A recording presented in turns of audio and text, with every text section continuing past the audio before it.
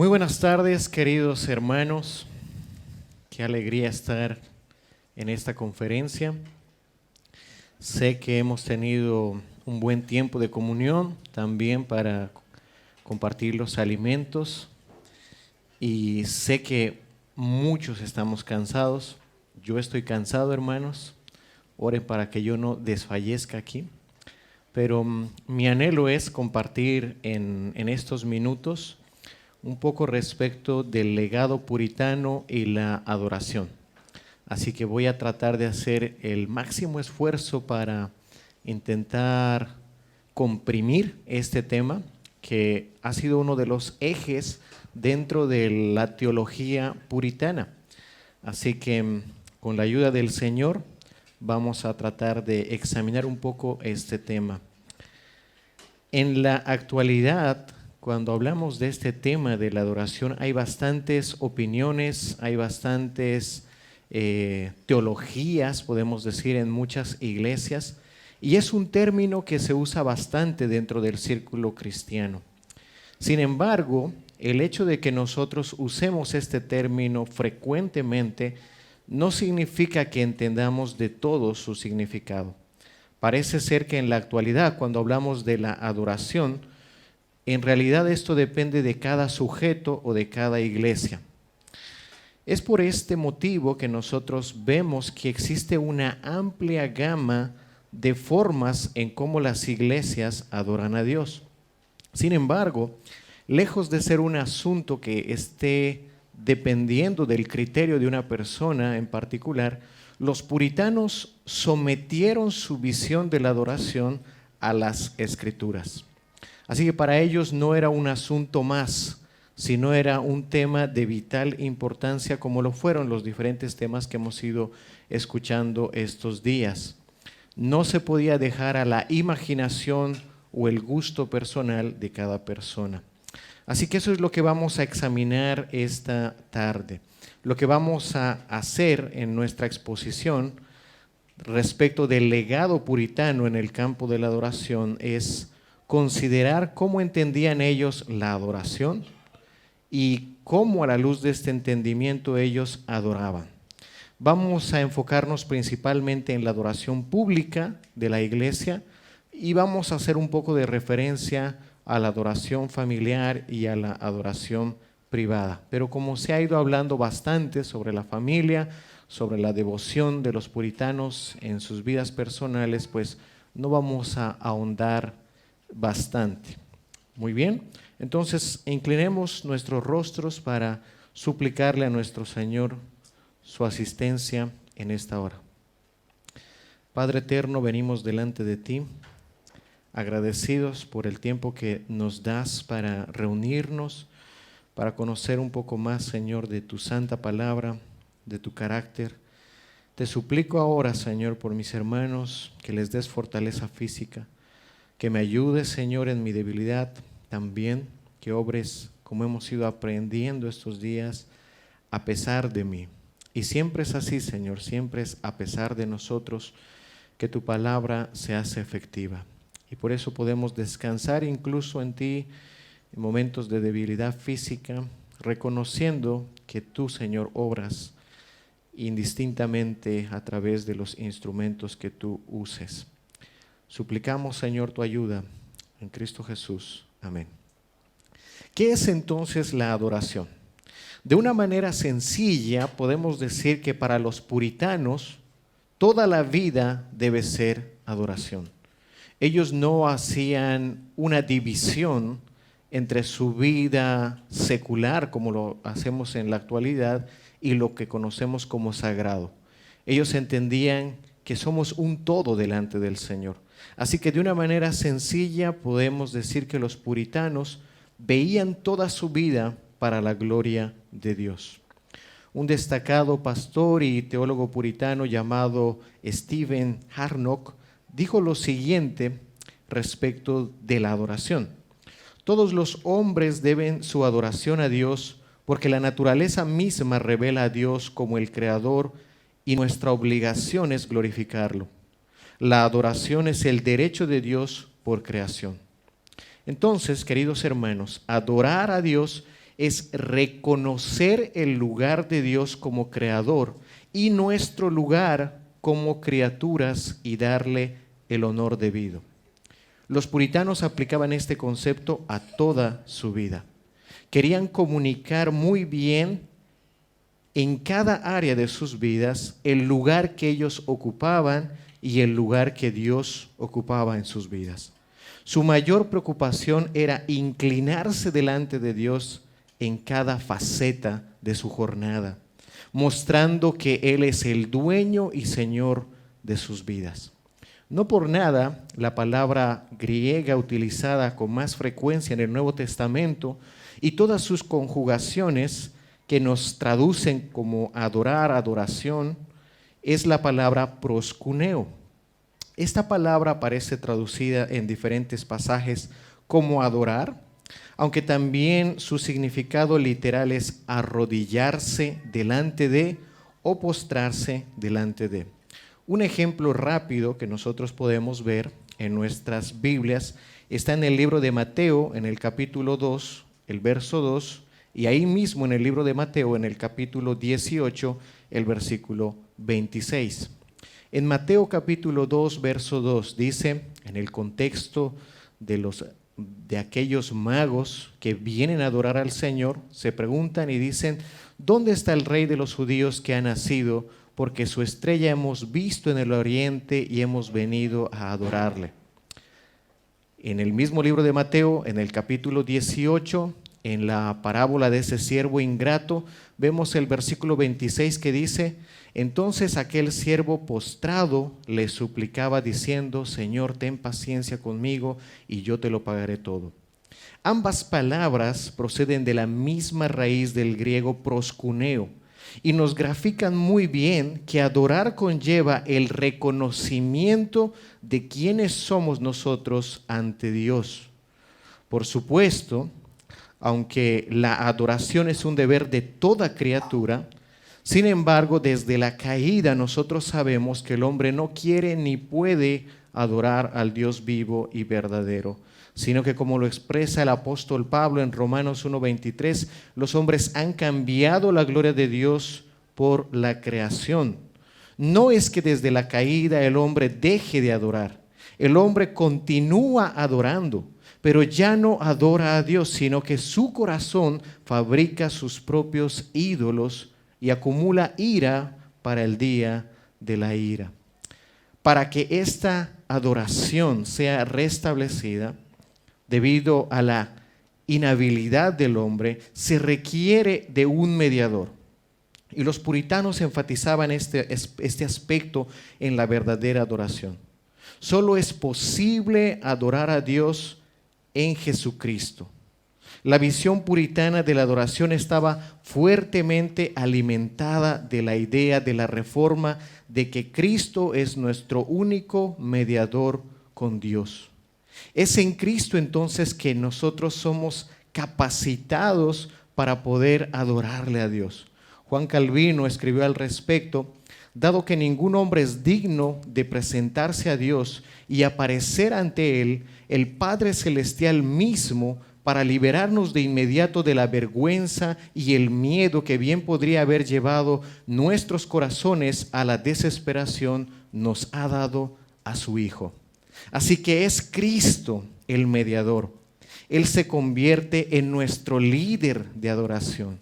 Qué maravilloso, queridos hermanos, que el hombre separado de Dios ahora sea reconciliado con Dios en Cristo. Eso es maravilloso.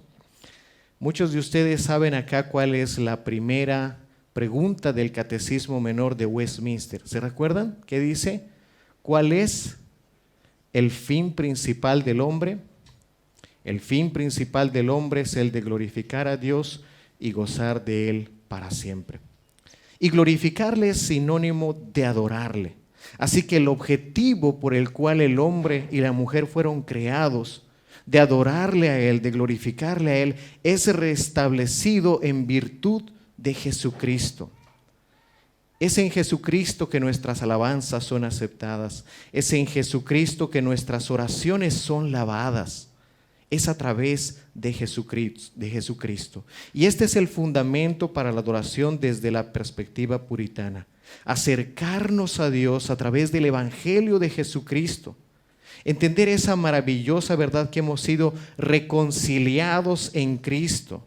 Qué precioso es ver que es en su justicia, es en sus méritos que nosotros somos hallados. Él ha roto el velo que nos separaba y nos ha traspasado con su justicia a la presencia de Dios. Es maravilloso.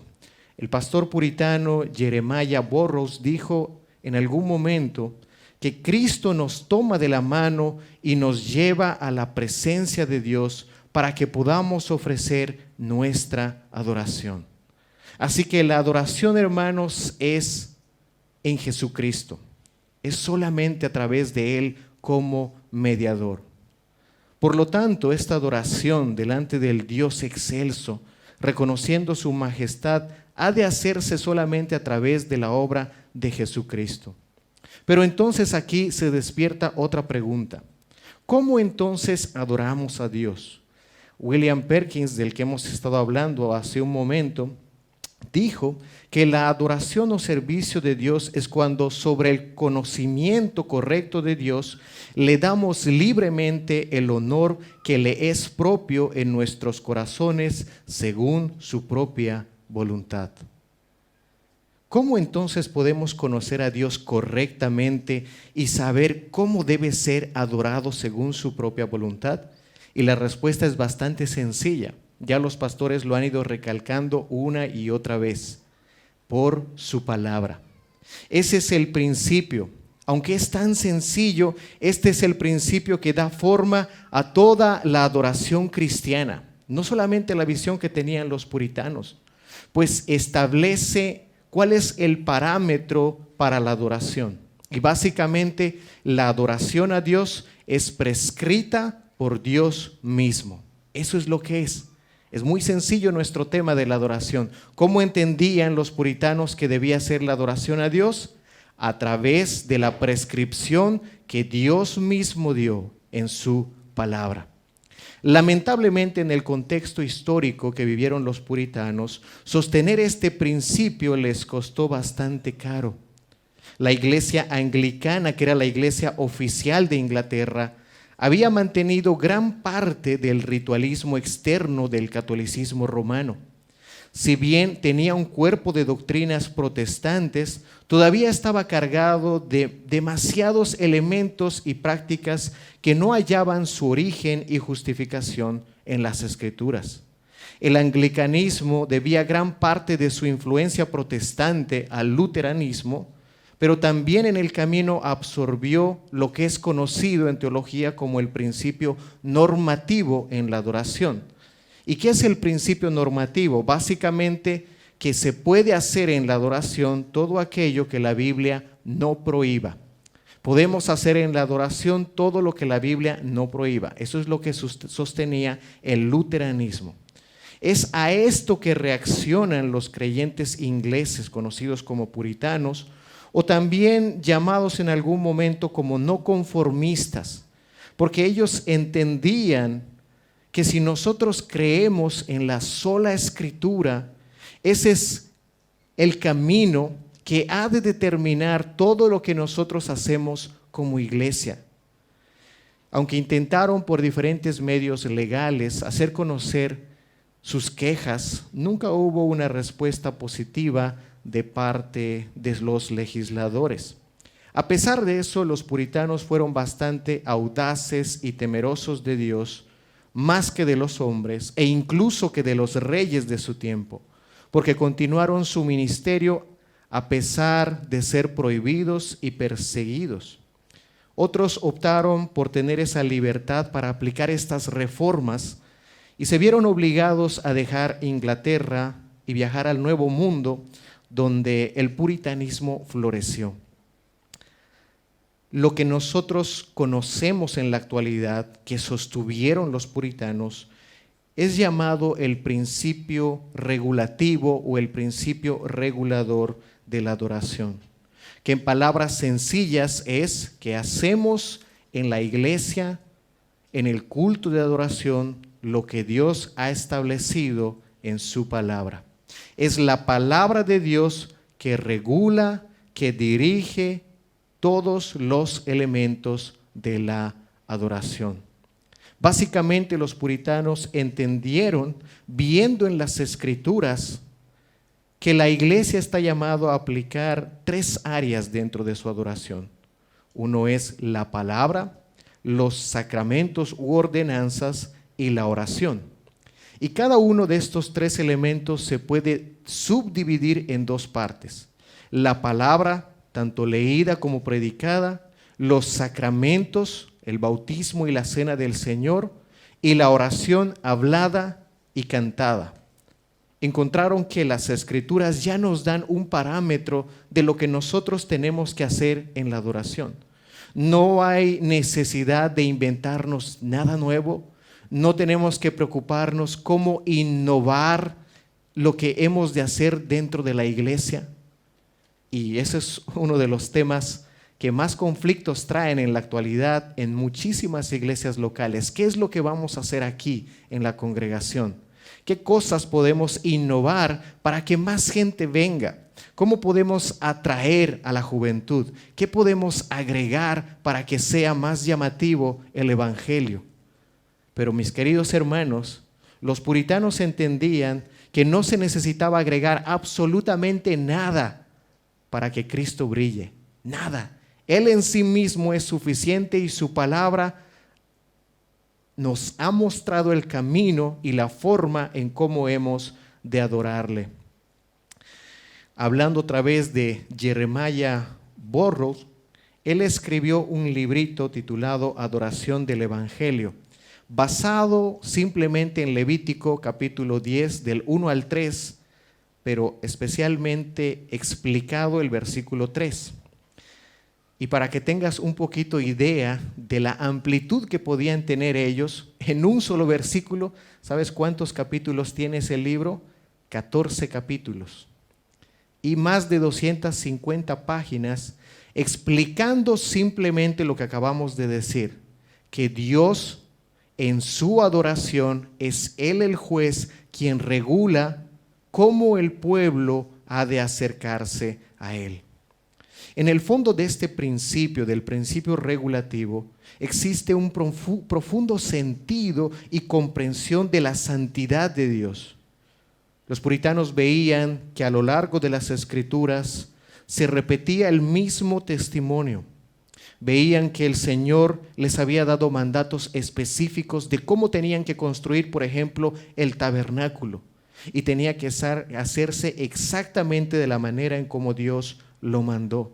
Veían que había ocasiones, como en el caso de Levítico capítulo 10, que el Señor mostraba su celo, su santidad, su justicia.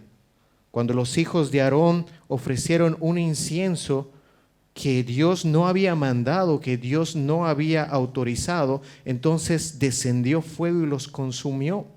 Y es interesante, si ustedes observan ese pasaje, Levítico 10 del 1 al 3, la palabra no nos dice que ellos fueron juzgados porque no fueron sinceros al ofrecer este fuego delante de Dios, o porque carecían de buenas intenciones. Ni siquiera se nos dice que recibieron el juicio porque hicieron algo que Dios había prohibido expresamente. Lo que sí dice el pasaje es que hicieron esto sin asegurarse de que habían recibido una ordenanza de parte de Dios, y por lo tanto, ahí nosotros sustraemos ese principio. Todo aquello que Dios no ha ordenado para que su pueblo le adore a Él, por lo tanto, está prohibido. Básicamente esta fue la distinción en las iglesias del tiempo de la Reforma, algunas que sostenían el principio normativo, que es podemos hacer todo en la iglesia siempre y cuando Dios no lo prohíba. Pero ¿qué entendían los puritanos? Que nosotros estamos llamados a hacer en la adoración en la iglesia local solo aquello que Dios nos ha mandado. No necesitamos mejorar, no necesitamos innovar. Es suficiente con lo que Dios ya ha determinado. Y podían examinarse diferentes versículos y contextos en las Escrituras, pero básicamente Dios es quien determina la adoración de su iglesia. No somos nosotros los hombres que ponemos los términos cuando nos vamos a acercar a Dios. No se trata de nuestra adoración. Si incluso en el ámbito terrenal, aquellos que están en mayor eminencia son los que determinan los términos, ¿cuánto más? ¿Quiénes nos creemos nosotros para pensar que somos nosotros los que debemos y tenemos la libertad de determinar qué es lo que vamos a hacer en el culto de adoración? Así que el principio regulativo lo que hacía era guardar a la iglesia de que esté alejándose hacia prácticas que en realidad tapen, cubran a Cristo. Stephen Harnock, en un libro que escribió sobre los atributos de Dios, dijo lo siguiente: no hay necesidad de una vela cuando el sol extiende sus rayos en el aire. No hay necesidad de esas ceremonias cuando aparece el sol de justicia. De hecho, si nosotros pudiésemos volver a los siglos XVI y XVII, podríamos encontrar dos tipos de iglesias muy distintos, incluso en la forma como se ven.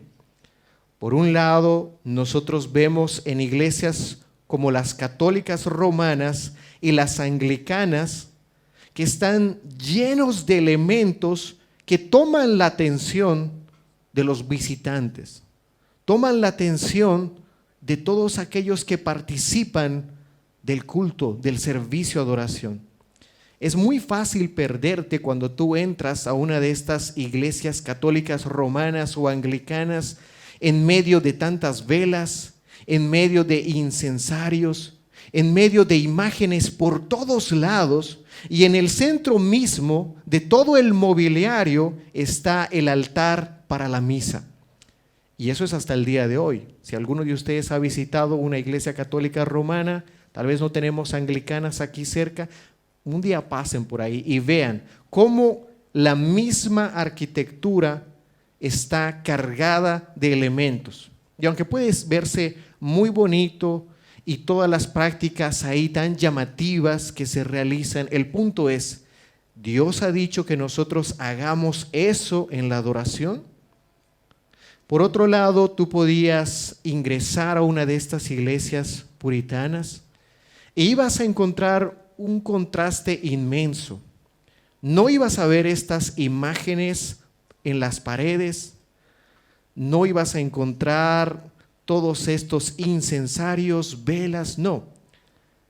Algo sí iba a resaltar tu atención, que en el centro de toda la actividad del culto al Señor, del servicio de adoración, ibas a encontrar un púlpito, más o menos como este.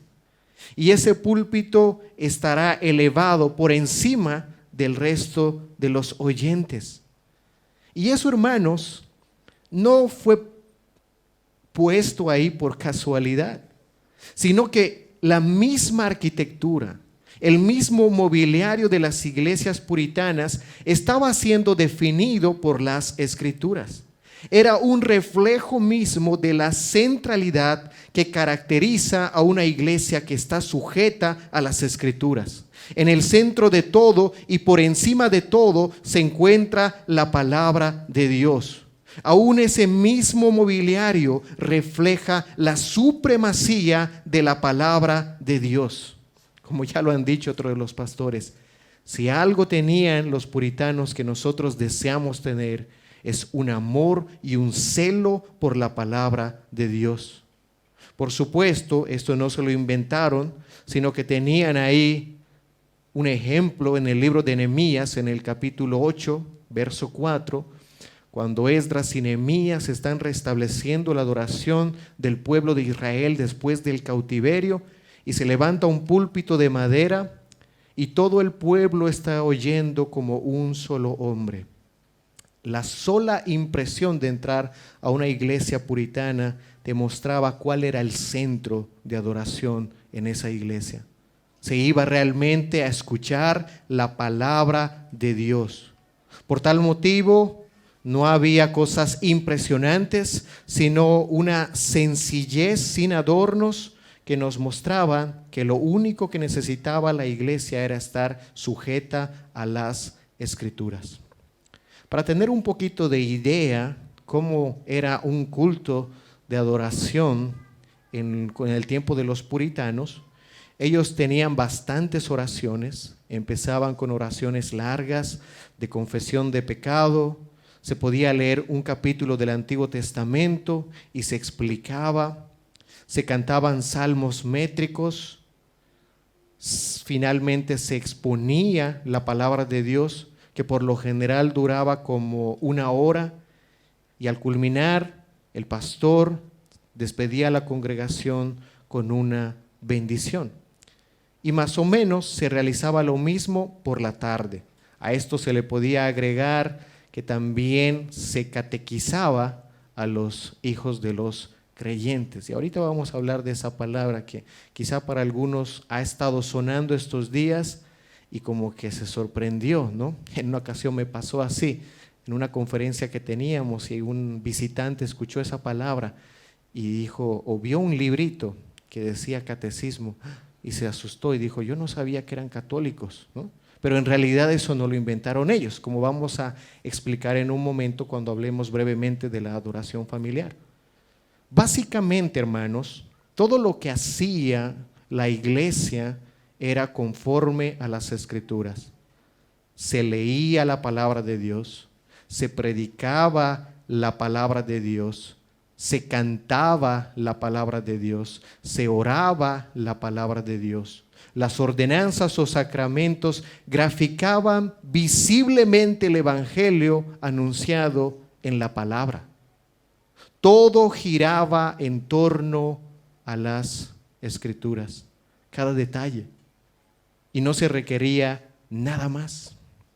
De hecho, en la liturgia que utilizaban los puritanos había algo que ellos habían llamado como la lógica del evangelio. Nosotros sabemos que en las Escrituras no encontramos una liturgia, ¿no?, que nos dice tienen que empezar con una oración, luego tienen que venir 2 cantos y luego tiene que venir la predicación, etcétera. No encontramos eso, pero encontramos los elementos de los cuales ya hemos hablado: la oración, el canto, la predicación, la lectura. Todo eso se encuentra en las Escrituras. Pero como su preocupación máxima era cómo podemos glorificar a Dios a través de estos elementos que Él nos ha dado, incluso la forma en cómo ellos habían acomodado cada uno de estos elementos representaba esa comunicación del evangelio.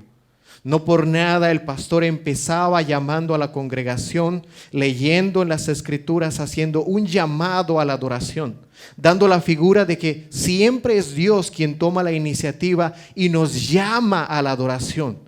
No podemos acercarnos nosotros en nuestros pecados, no podemos nosotros en nuestra incapacidad acercarnos a Él. Es siempre Él que toma la iniciativa.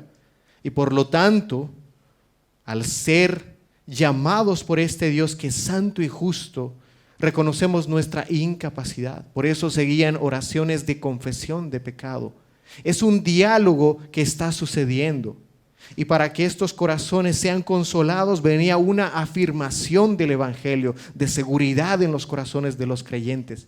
Cada elemento que ustedes encontraban en la adoración de los puritanos era un reflejo del evangelio. Y hermanos, para nosotros este es un buen ejemplo en cómo nosotros podemos aplicar en nuestras iglesias locales. Que todo lo que estemos haciendo esté saturado de la palabra de Dios. No tenemos que inventarnos algo, no tenemos que crear la pólvora. El Señor ya nos ha entregado en su palabra qué es lo que tiene que hacer su iglesia. Y todo está girando en torno a su palabra, cada uno de los detalles. Así que básicamente, en cuanto a la adoración pública de la iglesia local, seguían el principio regulativo, que es: hacemos todo lo que Dios nos manda a hacer en la adoración. Y no necesitamos agregar ninguna otra cosa ni quitar nada. Pero también ellos, como dijimos en un principio, aplicaron este sentido de la conciencia de estar delante de Dios en cada una de las áreas de su vida. Y quiero hablar brevemente de la adoración familiar. Seguro ya el pastor Javier ya explicó al respecto. Pero ellos entendían que no podía darse una reforma genuina a menos que empiece en una reforma en el hogar. Un destacado puritano, Richard Baxter, dijo: no es probable que veas ninguna reforma general hasta que procures una reforma familiar. Puede haber alguna pequeña religión aquí y allá, pero mientras se limite a las personas solteras y no se promueva en las familias, no prosperará ni prometerá mucho aumento en el futuro. Ellos fueron tan disciplinados en esto, hermanos, que no solamente tenían las confesiones que nosotros conocemos, como la confesión de Westminster y otras, se preocuparon también de proveer directorios para la adoración familiar. De hecho, este era uno de los motivos que era causa de disciplina a los padres de familia, que descuidaban la adoración familiar. El pastor Joel Beeke, quien se ha especializado en los puritanos, comenta que los pastores estaban envueltos en esta tarea, comprometidos en ayudar a las familias en el campo de la adoración familiar, al menos de 4 maneras. Primero, predicaban sobre este tema. Segundo, escribían libros sobre la adoración familiar y libros devocionales útiles para la adoración familiar. Tercero, escribían catecismos simples o un catecismo oficial para su iglesia. Cuarto, visitaban a cada familia en la iglesia y catequizaban a los niños. Y ya que estamos hablando de los catecismos, déjenme simplemente hacer aquí unos comentarios.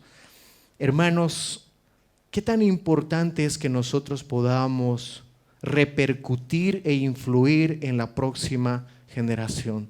¿Qué tan comprometidos estamos siguiendo el legado que otros creyentes lo han hecho? Y por supuesto hay una gran cantidad de ejemplos en las Escrituras que nosotros encontramos de ese compromiso de los creyentes hacia la familia, que no lo vamos a ver todo eso por cuestión del tiempo. Pero ellos estaban comprometidos.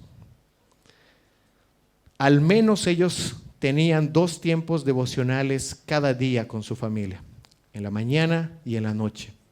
Ahora, imagínate, tú tienes un hijo alrededor de 20 años ahí contigo, quizá un poco más.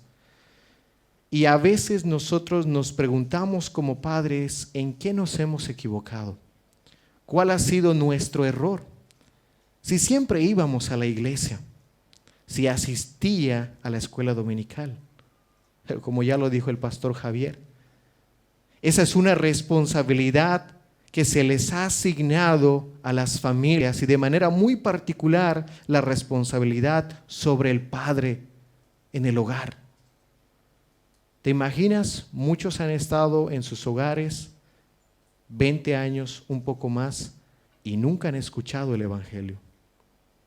Pero al menos aquellos que habían crecido en este contexto comprometido de los puritanos, por lo menos 2 veces cada día. En un año más de 700 veces, en 10 años más de 7,000 veces, en 20 años más de 14,000 veces habían escuchado la palabra de Dios. Por lo menos ellos tenían el compromiso y la conciencia limpia delante del Señor de decir, he cumplido mi tarea como padre. Porque finalmente entendemos que es una obra de gracia que el Señor aplica sobre su pueblo escogido. Pero eso no es para nosotros una influencia que nos lleve a la negligencia. La soberanía de Dios bien entendida nunca tiene que llevarnos a la negligencia, queridos hermanos. Más bien es nuestra confianza para ser diligentes en la tarea que el Señor ya nos ha llamado a realizar.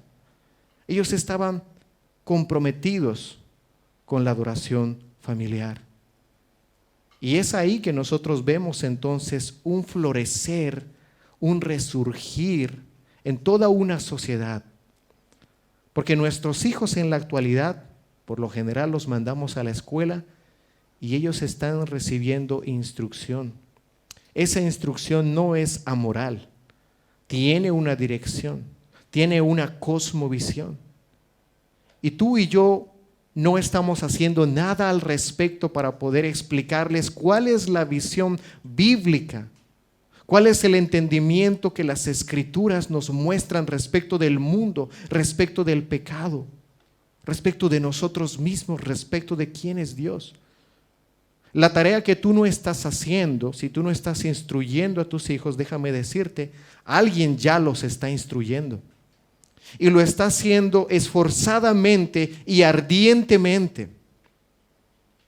Pero tus hijos están bebiendo de las fuentes que están en contra de Dios.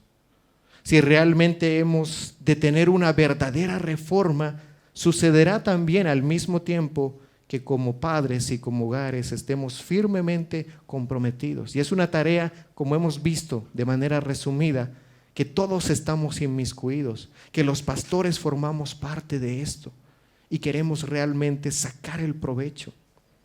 Algunos de los beneficios que nosotros podríamos mencionar de instruir a nuestros hijos e incluso utilizar estos catecismos. Hermanos, los niños están en un momento en sus vidas donde ellos pueden memorizar las cosas de una manera increíble. Y nosotros no tomamos ventaja de esto, de todas las metodologías didácticas que podríamos utilizar con ellos. Qué tan rico realmente sería su pensamiento si estuviese nutrido de las Escrituras. Si bien entendemos que esto no los salvará inmediatamente, pero sabemos que la fe viene por el oír y el oír la palabra de Dios. Qué importante entonces que los niños tengan un marco para interpretar la vida. Y aunque no veamos los resultados quizá en el momento que nosotros quisiéramos, son semillas de la verdad que nosotros estamos poniendo en sus corazones. Y vemos en las Escrituras que es el Señor quien da el crecimiento a tales esfuerzos que nosotros hacemos. Así que hablando de la adoración familiar, podemos decir que los puritanos tenían una visión alta del compromiso que tenían con su hogar. Y podríamos ver muchos casos específicos, pero creo que es un buen marco que nos ayuda para ver su compromiso.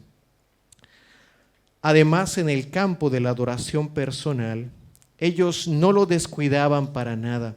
Creían que la oración y la meditación eran tiempos que no se podían negociar. Así como en las vidas de hombres en las Escrituras que estaban sometidas a estos medios de gracia que el Señor nos había dado, hombres como Daniel, ellos podían identificarse muy bien con él, porque entendían que de ahí partía todo. Esto podía alimentar mi devoción y mi celo en la adoración familiar. ¿Qué clase de padre yo podría ser en darles la instrucción a mis hijos si yo mismo no bebo de la fuente del Señor? ¿Cómo quisiera presentarles a ellos a un Dios que yo mismo no conozco? De ahí entonces que estaban comprometidos en sus vidas personales y habían marcado hábitos que llevaban de continuo en diferentes tiempos de oración durante el día. Ellos se apartaban para orar, para estudiar, para meditar. Esta es una de las razones, hermanos, cómo podemos entender que estos hombres fueron usados por el Señor. Nada de eso fue casualidad. No es como decía hace un ratito el pastor Alejandro, que de pronto cayeron, ¿verdad?, de la nada. Todo eso fue producto y resultado de hombres que estaban comprometidos con las Escrituras en cada área de sus vidas. No solamente con la adoración pública en la iglesia, no solamente con la adoración familiar, sino también con la adoración personal. Entendían que eran como esos taburetes que existen, que tienen como 3 patas. Si tú no tienes una, se cae. Y nosotros necesitamos tener un compromiso serio con el Señor para que podamos realmente ver florecer una reforma en nuestras iglesias, en nuestro país, en nuestras familias. ¿Qué quisiera que nos quedemos en esta tarde de lo que hemos mencionado? Primero, respecto de lo que hemos hablado del principio regulativo. Hermanos, podemos aplicar de manera sencilla que como iglesia no necesitamos otras cosas que cubran a Cristo, que cubran su palabra. Al contrario, todo lo que hacemos que esté regido por las Escrituras y que apunte a Cristo, porque Cristo es suficiente. No necesitamos adornar a Cristo, sino que debemos dejarlo brillar en todo su esplendor a través de nuestros cantos saturados de la palabra de Dios, a través de exposiciones claras de la palabra de Dios, de oraciones que tengan un contenido teológico, bíblico, que muestre una comprensión del Evangelio. No necesitamos inventarnos nada. Y por otro lado, hablando de su dedicación y compromiso, podemos unirnos a ellos y a todos los creyentes a lo largo de la historia que estaban saturados con una comprensión alta de quién es Dios. Algo que impulsaba al compromiso y al celo de los puritanos era algo que habían heredado de sus padres los reformadores. Una frase en latín que muchos de ustedes la conocen. 2 palabritas simplemente.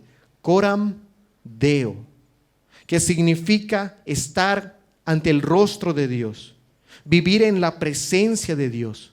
¿Cómo ellos podían estar comprometidos y entregados a cada una de estas tareas? Porque sabían que sus vidas estaban al descubierto delante del rostro de Dios. Ellos mismos sabían que podían disfrutar ahora en Cristo y asombrarse de quién es Dios. Estaban asombrados por la gloria del Señor.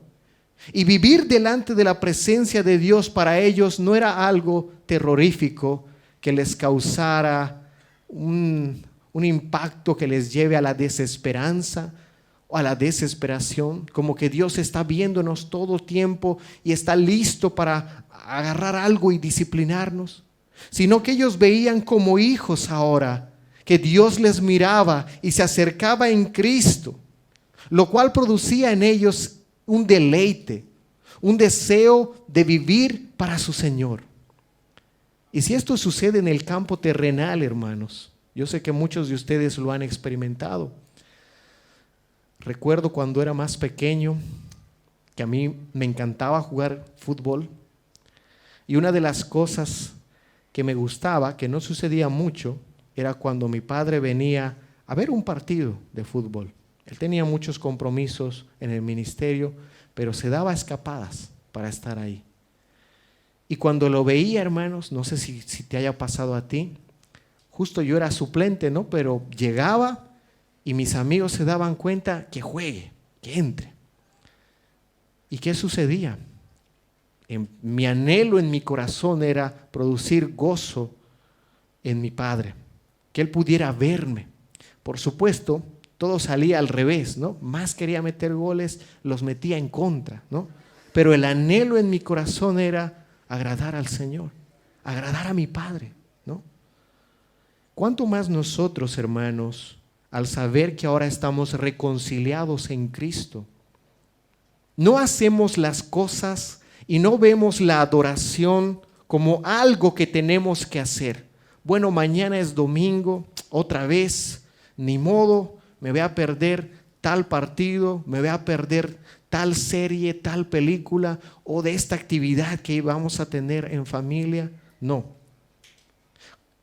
Los puritanos y los creyentes a lo largo de la historia entendían que encontrarse con el Señor, hermanos, era lo más deseable en esta vida. Que estar con Él un día en sus atrios es mejor que vivir toda la vida fuera de Él. Y por lo tanto no era una obligación. Muchas veces tenemos la idea y se ha hecho una caricatura de los puritanos que eran rígidos con sus hijos y los castigaban ahí escuchando 9 conferencias cada día. No. ¿Cuál es la idea? Ellos disfrutaban y anhelaban estar ahí porque no existía otra cosa mejor en la tierra que estar delante del Señor. No existía nada mejor. Así que los tiempos devocionales en el hogar no eran pérdida de tiempo, eran deleite. El prepararse para el día del Señor y disfrutar de cada uno de los elementos era vivir el cielo en la tierra. ¿Y cómo no anhelar que ese día llegue? ¿Cómo no esperar ver la presencia del Señor derramada a través de la predicación expuesta? Y que sus bendiciones fluyan a través de los medios de gracia. Eso era un deseo constante en cada uno de esos corazones.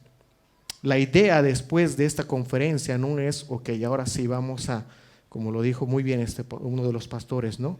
Vamos a ser puritanos. No, la idea es ser cristianos.